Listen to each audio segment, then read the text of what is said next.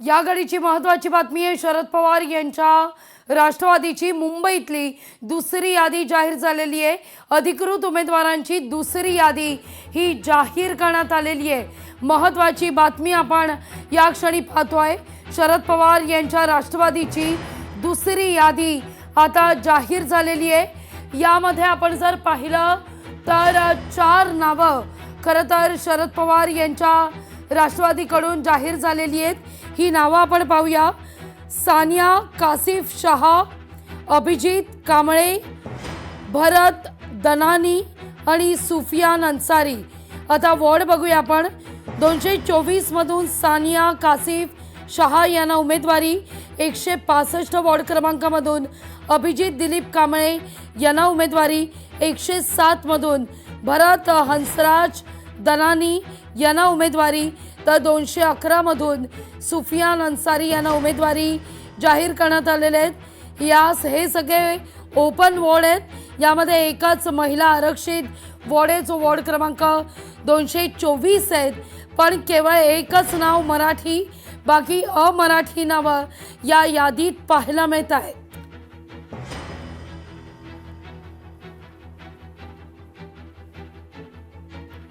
शरद पवार यांच्या राष्ट्रवादीची दुसरी यादी जाहीर झालेली आहे।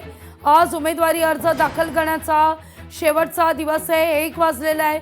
बरोबर 5 तास आता शिल्लक आहेत। संध्याकाळी 5 वाजेपर्यंत उमेदवारी अर्ज भरावा लागेल। उद्यापासून अर्जाच्या छाननीला सुरुवात होईल। आणखीन एक महत्त्वाची बातमी, नाशिकमधून एबी फॉर्म करता नाशिकमध्ये थरार पाहायला मिळतोय। नाशिक महामार्गावर थरार आहे।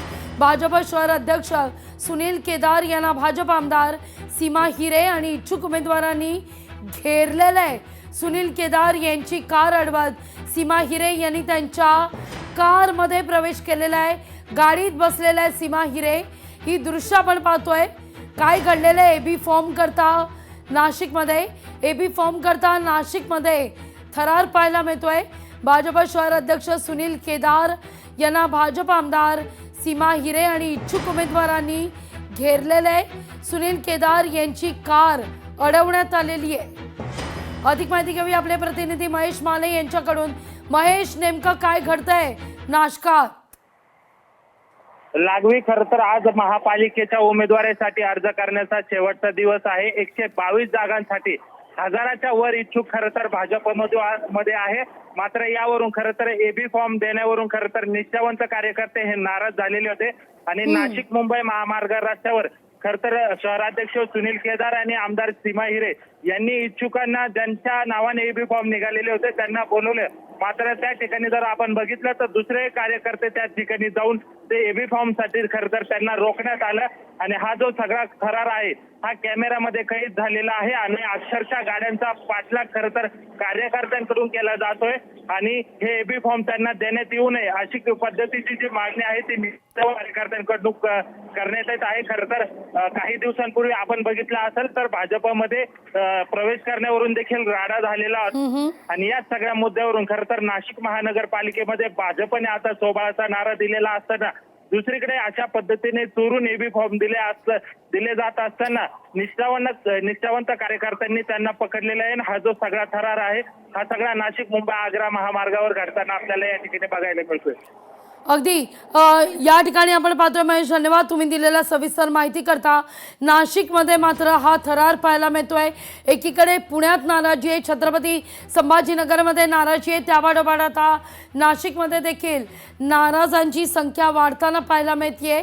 या घडीची आणखीन एक महत्त्वाची बातमी, उमेदवारी करता भाजपाकडून इच्छुकांकडून जीव देण्याची देखील तयारी आहे। छत्रपती संभाजीनगरमध्ये इच्छुकांचा आत्मदानाचा प्रयत्न आहे। आयारामांना उमेदवारी दिल्यानं निष्ठावंत नाराज आहेत। पक्षनेत्यांना जाब विचारण्याकरता गेले असताना आक्रमकता दिसतीये।